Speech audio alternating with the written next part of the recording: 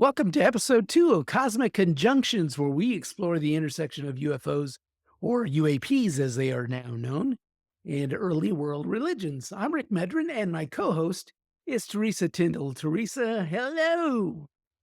Hello. How Nice to are you? see you. You Good.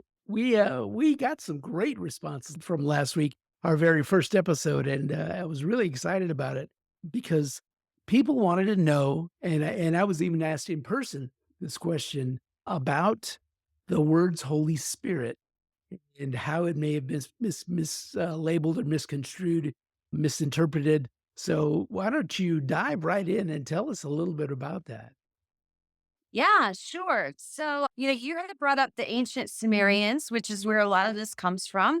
Ancient Sumeria is modern day Iraq, Iran, the Middle Eastern area. And this is even pre-Hebrew. And so we can go back to the ancient Sumerian and they didn't have words. They wrote in what we call pictograms, which are kind of these descriptive pictures that they used. And the word or the pictogram that they used for that was later translated as Holy Spirit. In Hebrew, it was translated into the Ruach or the Ruach. Uh-huh. But literally, the pictogram is a dome shaped craft over water. And that was that's what was translated as Holy Spirit. So even if we go back to the very origins of the word ruach that was translated into Holy Spirit, we can see what they really meant, and they seem to have meant a hovering craft. hmm So that was the word that was really misconstrued. And when you go back and read everything back and you interject hovering craft for Holy Spirit, it has a whole different meaning to it. It has a whole different meaning, and if you do that, it's amazing how, for me, anyways, everything just fell into place. Because if you look at something like the baptism of Christ and it says the Holy Spirit came down on him, which we talked about before, what are they talking about?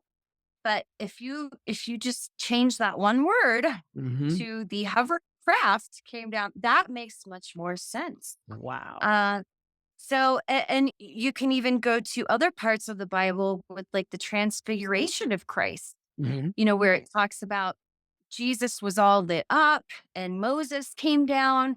And you're like, what? Where did these people come from out of the blue? And why is Jesus all lit up? What is going on here? But if Right. you realize that they're talking about a craft that is literally using a light beam that seems to transport people or things and animals up and down, it makes a lot more sense. Wow. That's a mind blower. It really, really is. And I think people that have grown up with this stuff, read it and now they hear, our podcast and more and starting to understand this are really questioning overall their general knowledge. Now, that's not the only misinterpretation. There were Egyptians mislabeling the sun god, right? Yes. So, what a lot of people have labeled as as the sun disk or the Mhm, sun god. The mhm, Egyptian sun god was Ra, right, R-A, and he flew around in his sky chariot. y And it's just so obvious now, the sun chariot or the sky chariot. These people didn't have words for craft or hovering craft or even anything that flies other than a right. bird or a star is all the same to them. So, I think that a flying chariot is a pretty good descriptor of a hovering flying craft.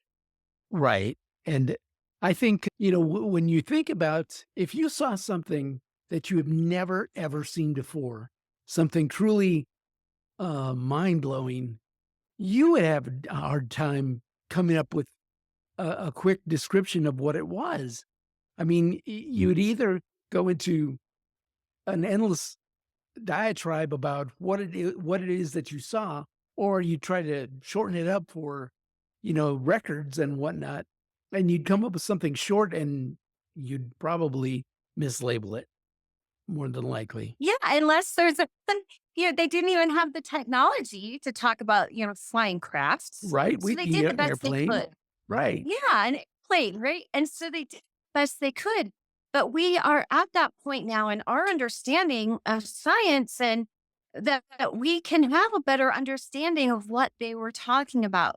And they were encountering these advanced others from not of Earth, which makes them extraterrestrial Right, by right, definition. right. Wow, that's a mind blower. Now, towards biblical figures, there was the Elohim, right? Can you tell us about that? What the Elohim means and so forth? Yeah. So in the Bible, you have the Elohim, and it's Elohim. Mhm. And that's actually plural. And that word has been translated repeatedly as God or gods, which gods would be a more correct interpretation of that. Mhm. But then that is in direct conflict with the Bible because allegedly there's only one God, and that's Yahweh. Right. So if we have multiple gods, we're talking about multiple beings. And I think probably, there's a lot of good research now that's coming out of reputable sources, not just some guy on the street. We're talking about we spoke about Mauro Biglino before. He's a former Vatican Bible translator. And there's also a former priest who is doing a lot of research, and there's a lot of people who are putting a lot of good research towards this. And they're coming to these conclusions that really what the Bible is talking about is a group of ancient advanced extraterrestrials who came here and they had a conflict. They had a conflict over should we be sleeping with the humans? They did that.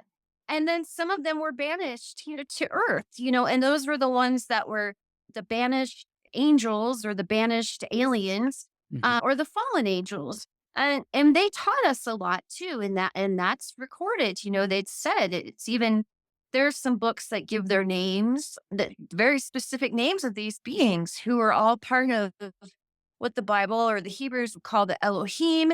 I learned a lot more about the Anunnaki, reading a lot of stories. And, it was very, very mind expanding once I started realizing all of this, once I started researching a lot of this. And then, growing up when I was a kid, I watched the Ten Commandments. I was a good little Catholic little boy. And, so every time the Ten Commandments would come on, I'd sit down and watch it, and it starred Charlton Heston, and he was Moses, and it was an epic. Cecil B. DeMille directed it. It was a wonderful film. But several times I was awestruck at the amount of supernatural occurrences, in the life of Moses when I was a kid, because I was like, "Well, wait a minute, so this still happened while human beings were alive. So could this now happen?" And we're talking the burning bush, we're talking the plagues, um, the Passover. I mean, a whole lot of the stuff. And I was trying to rectify it in my own mind about, okay, this was just a long time ago. It wasn't a different world or a different land. We didn't have miracles. We didn't have this stuff. Why did this stuff happen? And now I'm starting to understand it. A lot of the supernatural occurrences in the life of Moses can be explained, right? Yeah, they were technology, the burning bush that gave him, instructions and spoke to him. That was most likely that was a bush that had a spotlight on it. And they didn't, again, were limited by language. They didn't know for spotlight. And, like you said, the Passover and the plagues, that was biological warfare by Yahweh. Then Yahweh was the Elohim who had chosen, it seems like they were each given a people group. They were each Elohim was given a group of people to sort of watch over. Mhm. And the entity that got the Hebrews was Yahweh. And he wasn't messing around. Yeah. And Wow. he, he parted. the ocean, for them. And there's actually a lot of really good archaeological evidence for that. They have found wheels at the bottom of I don't think it's the Red Sea. It's a different one. It's not the one they were thinking that was parted. But yeah, Right. there's a lot of archaeological evidence for this stuff. And it was 2,000 years ago, or the life of Jesus was 2,000 years ago for us, which that is a long time. But if you're traveling in space, then it's the issue of relativity comes into play. Mhm. And they're going very fast. And remember, the faster you go, the slower time is, Mhm. or the slower time passes. So if they're traveling in space, what might be 2,000 years for us on Earth could just be a day or a Yeah. week, Yeah. for Yeah. these really advanced space travelers. So for us, this might be long ago forgotten history of things that have really happened. And our modern science is only, I mean, we've only had antibiotics for maybe 70 years. Our hubris gets in the way Right. of thinking about what could really be. And I Mhm. think there's a lot of evidence for this theory that, what we're talking about are advanced ancient extraterrestrials. Well, I watched a, documentary a while back on, how the Nile River was turned to blood, and it turned out it was a explosion of algae, and it turned the entire river red, and it's done that before. And so, I mean, my gosh, if I'd have been alive in those times and I had seen the Nile River turn red, of course I would have thought it was blood. And then they Right. said, the frogs, that is a natural occurrence that can also happen. And then, of course, they died. So then the flies came, and the flies came to eat the dead frogs, so that could have happened. So a lot of the stuff that was supernatural in nature now has been studied, and a lot of it is very, very possible. So it's just a mind blower. I enjoy this subject so much that here we are doing a podcast on it. I really think that it has given me some things to think about, and I'd like to pose that to our listeners too. What are your thoughts on it? I might be hitting the streets here pretty soon to ask people what their thoughts are. Yeah, you're gonna be on the strip, right? Right, right, right, right. I'm gonna go down the strip, I'm gonna go down to Fremont Street, and I'm just gonna ask people, "What do you think about this idea?" And see what kind of responses we get. So it should be interesting. Yeah. When I was in DC and I was a lobbyist and I was talking to people about this, everybody was excited to talk about it.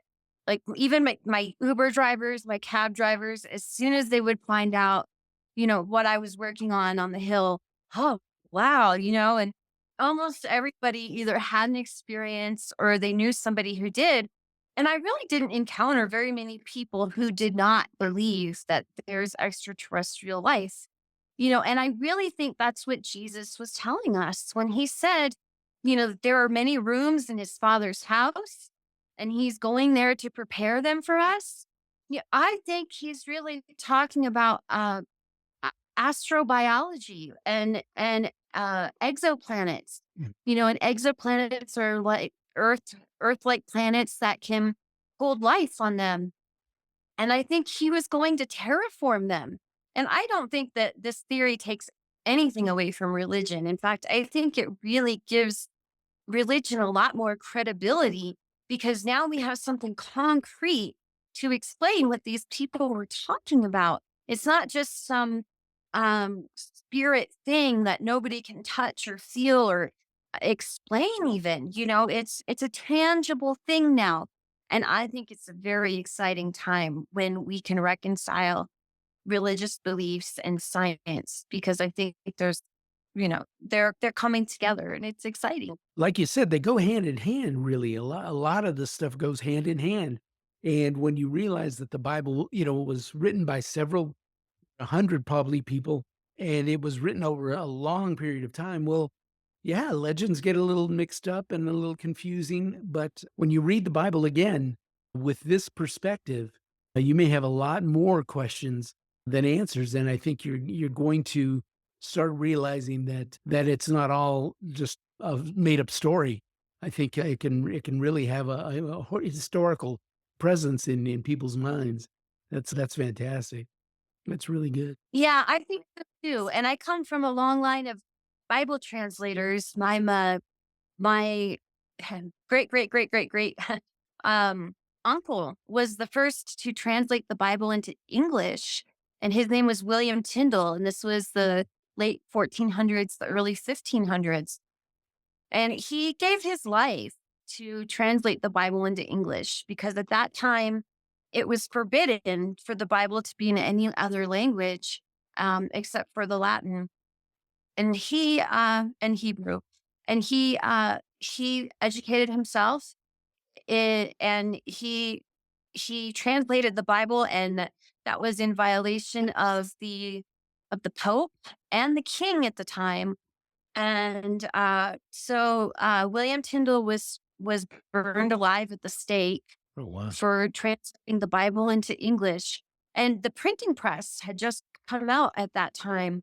So not only did he translate the Bible into English, but he made it pocket sized. Oh So wow. everybody could have one. And at that time, Bibles were these giant tomes that were chained down in the churches, and you had to pay a priest to translate a paragraph or two for you. Right. It was not in an English language. And so he did that, and then the next year, the king actually decided that, yes, we could have a Bible in English. And most people don't know, most of the King James Bible is actually a Tyndale Bible that, was stolen from him. So, this is a very, and I think he was an experiencer. I think he had a UFO experience that inspired that, because on my Tyndale side every generation of Tyndalls have had a UFO encounter. And I think that's what inspired him to give his life for that cause. And so it's deeply personal for me, not just because I've seen a craft and I know that there is something else, but it's, you know, it's family legacy also for me. That's fantastic. That's a mind blower. That really, really Yes. is. Wow. Well, But you can we look up William Tyndall. It's Tyndale. all right, William And he has Tyndall. a phone. Yeah, Yes. so what we're gonna do is, probably look that up and ask some more questions, there, so I think we'll go ahead and wrap it up for this week. Thank you so much for joining us for Cosmic Conjunctions, and, thank you, Teresa Tyndall, for all your knowledge and your information, and, we look forward to more. Thank you, Rick. All right, thank you.